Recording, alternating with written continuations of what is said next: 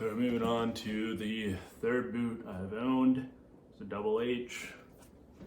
Slip on like almost everything. Quick measure. So it's total length is a foot, and I believe boots are measured from the sole to the top, so it's a 10-inch Cowboy Western style boot. This boot, console my cheat sheet, has 305 days of work with it. So this has the most out of any of it. It held up pretty well. Check out the leather. So there's a little hole in the leather and a gouge, and then that has a teeny hole in it as well. So both have slight holes, but nothing compared to like the Carolina has like a massive hole in it.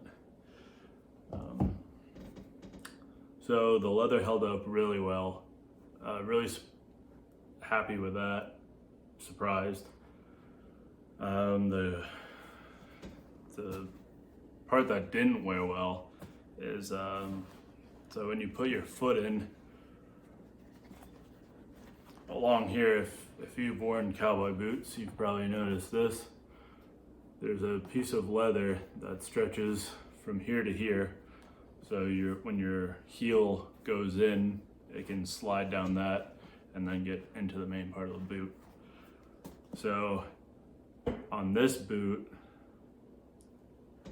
I believe I was about 100 days in.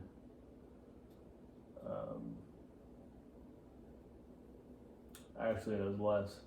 So I was about 60 days in, which is not a lot at all. One of these, this boot, my left boot, just ripped. So I was at my lunch break. Feet were, completely drenched, sweating a lot because it's, we're in the Gulf of Mexico. It was like 100 every day, 110, super hot because you got the heat from the sun and then the heat from the engines. So it's just miserable down there. So had 2 minutes left my lunch break to get down to the engine room, slip on my boot, and you hear a rip.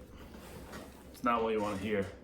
So this, you have the outer leather, you can kind of see, but not really.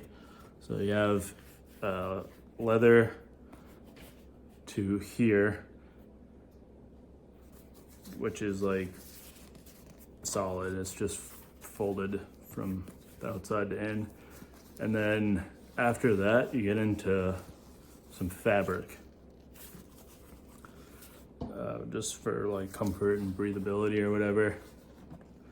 But there's a little bit of fabric here and a little bit of fabric here before it gets into like your insole. This is all fabric too, but the only thing holding this leather strip in is the fabric. So that's a huge design flaw that a lot of these boots unfortunately share. So I was putting my heel in and it stuck on this piece of leather and ripped the fabric out, and then I couldn't, like, you can't you can't put your foot in very well at that point. You kind of have to reach in and can pull up on it. It's a hassle. So I tried gluing it because I was on the job site. I had to figure something out. I was walking around, you get fabric and leather under your heel. It's super uncomfortable, or it's just rubbing on the back of your leg. So I tried to glue it with just some brand super glue. We have a lot of Loctite, but that didn't work at all. So from that point on, I've been carrying leather threaded needles, so I could, this is an absolute hack job, but you have to sew the leather strip in at the bottom and the top to hold it in place. And on the next ship I was on, it happened to this one, but I was prepared.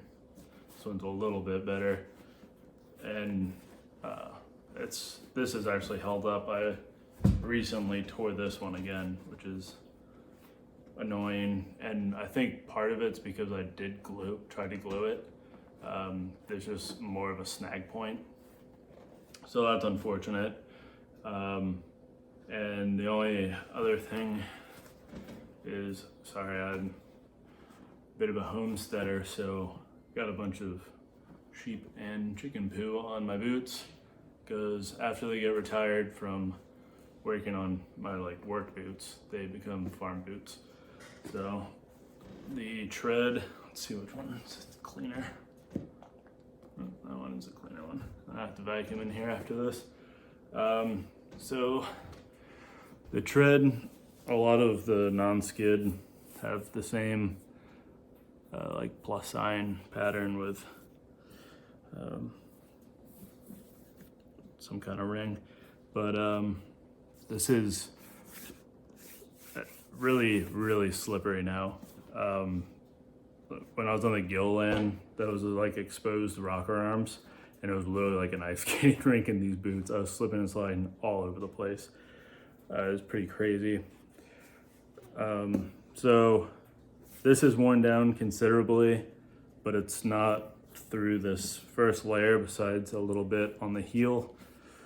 You can see that's worn down quite a bit because it's a big heel and a heel toe walker. But besides that, as far as the wear goes, this is pretty solid. Getting into the comfort though, that's kind of where the trade-off starts to rear its ugly head. So this is incredibly hard soled. So walking around on steel decks for 12 hours a day, you can definitely start getting a little bit of foot, knee, hip pain, lower back. And like I said, because it's so hard, it got really slippery. So the comfort is definitely a drawback, but the durability is a plus. People always knew where I was because this hard heel, hitting the steel deck, sounded like I was in stilettos. So it's just kind of funny. There's a lot of my friends on the boat made fun of me for that. But this, I would say this is probably a 6.5 or 7. Great durability. Besides that inside part, you know, I'm actually bringing that down to a 6.5. Now that I know I need to bring leatherworking tools, I guess that makes up part of it, but that really shouldn't be an issue. So yeah, uncomfortable, durable leather, but just an awful fault point in that heel slip. See if you can see it any better in this. So you can see the fabric on the top, and if you can kind of see it on the bottom. Maybe if I use my flashlight, you can see.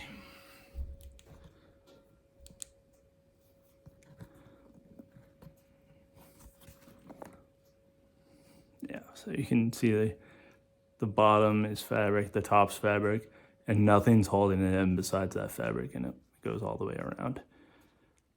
The white is obviously the stitching that I have done. So yeah, it gets about a 6. If they could have fixed that, just done light stitching through the actual boot, leather to leather, this would have been almost, you know, in line with this, because this heel's stiff as well. I don't think I had quite as much of a slipping problem with this. It's still got quite a good tread. Anyways, 6 for the reason stated. Though, if you're going on grass in the woods, things like that, I mean, obviously if you're in the woods, you probably should get a logger. But if you're on softer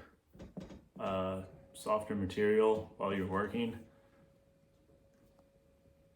this really does shoot up a little bit.